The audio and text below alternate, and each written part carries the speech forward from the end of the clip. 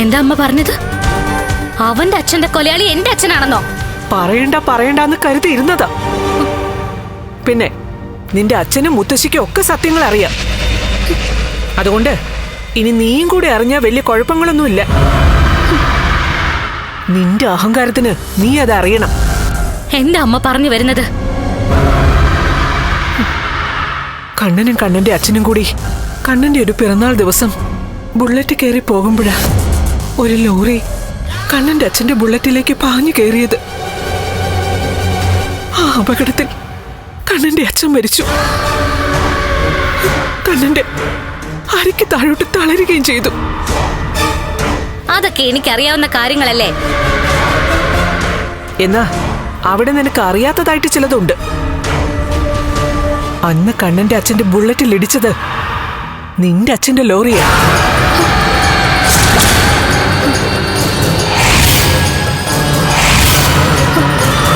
അത് ഡ്രൈവ് ചെയ്തിരുന്നത് നിന്റെ അച്ഛനാ.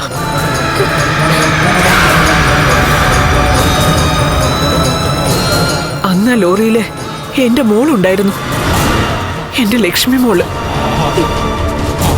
ആ സമയത്ത് വെറും 5 വയസ്സ് മാത്രം പ്രായമുണ്ടായിരുന്ന ലക്ഷ്മി മോൾക്ക് ഇന്നും അതൊക്കെ കൺമുമ്പിൽ കാണുന്നത് പോലെ ഓർമ്മയുണ്ട്.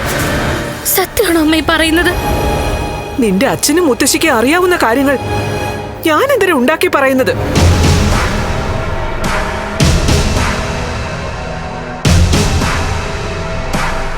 ഇടയ്ക്ക് വെച്ച് ലക്ഷ്മിയുടെ മുന്നിൽ പത്തി താഴ്ത്തിയല്ലേ നിന്റെ അച്ഛനും മുത്തശ്ശിയൊക്കെ നിന്നിരുന്നത്. അപ്പോ നീ ചോദിച്ചിട്ടുണ്ടല്ലോ അവരെന്താ ലക്ഷ്മിയുടെ മുമ്പിൽ തല താഴ്ത്തി നിൽക്കുന്നതെന്ന്. അതിന് കാരണം ഇതാ. ഇല്ല, ഞാനിത് വിശ്വസിക്കില്ല. നീ വിശ്വസിക്കണമെന്ന് എനിക്ക് നിർബന്ധമില്ലടി. പക്ഷേ ഒന്നും ഞാൻ പറയാം, ഇതൊക്കെ ഇപ്പോഴും കണ്ണൻ അറിയില്ല, ഉണ്ണിക്കും അറിയില്ല. ഇതൊക്കെ കണ്ണനും ഉണ്ണിക്കും മാത്രമല്ല, ആ വീട്ടിൽ ആർക്കും അറിയില്ല. ഉണ്ണി അറിഞ്ഞു കഴിഞ്ഞാല് നിന്റെ കവിളത്തായിരിക്കും പാട് വീഴുന്നത്, ഉണ്ണിയുടെ കൈയുടെ പാട്.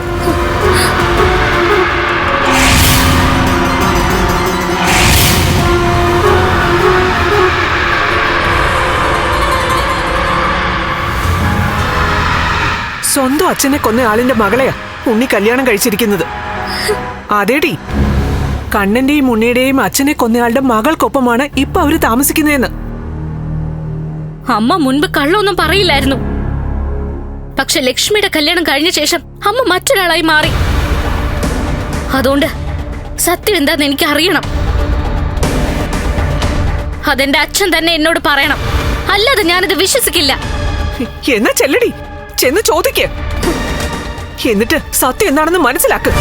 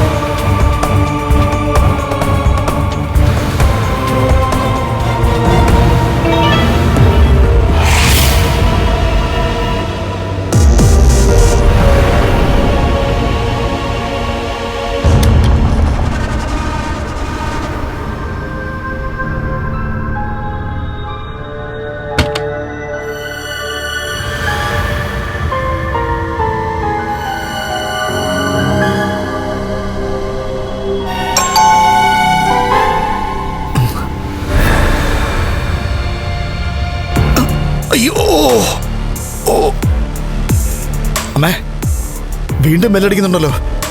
അവനായിരിക്കോ മാർക്കോ? അതാ എന്റെ പേടി. ഓ, അമ്മയൊന്ന് പോയി നോക്കിയേ. ഒരു തരത്തിലും ജീവിക്കാൻ സമ്മതിക്കത്തില്ല.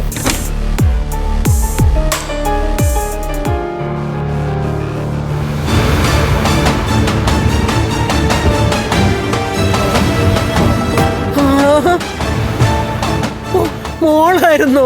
ഞങ്ങള് കരുതി മാർക്കോയാന്ന്. നമ്മുടെ കൊച്ചാടാ വന്നത്. വാ പ്രതാപ, എന്തായാലും മോള് വന്നത് നന്നായി. മോളെ, ഈ തോമസ് വൈദ്യൻ എന്തൊക്കെ പറഞ്ഞാലും അയാൾ ഒരു സിദ്ധനാ. ഈ പെട്ടെന്ന് കുഞ്ഞുങ്ങൾ ഉണ്ടാകാൻ വേണ്ടിട്ടേ അയാൾ എന്തെങ്കിലുമൊക്കെ മരുന്ന് തരുമോളെ. എന്തായാലും ഒരുത്തിയുടെ കുഞ്ഞു പോയല്ലോ. അപ്പോഴേ അവളെക്കാളും മുന്നേ മോളൊരമ്മയാകും. ഞാൻ ഇതൊന്നും കേൾക്കാനല്ല വന്നത്. എനിക്കതിലൊന്നും വലിയ താല്പര്യവും ഇല്ല.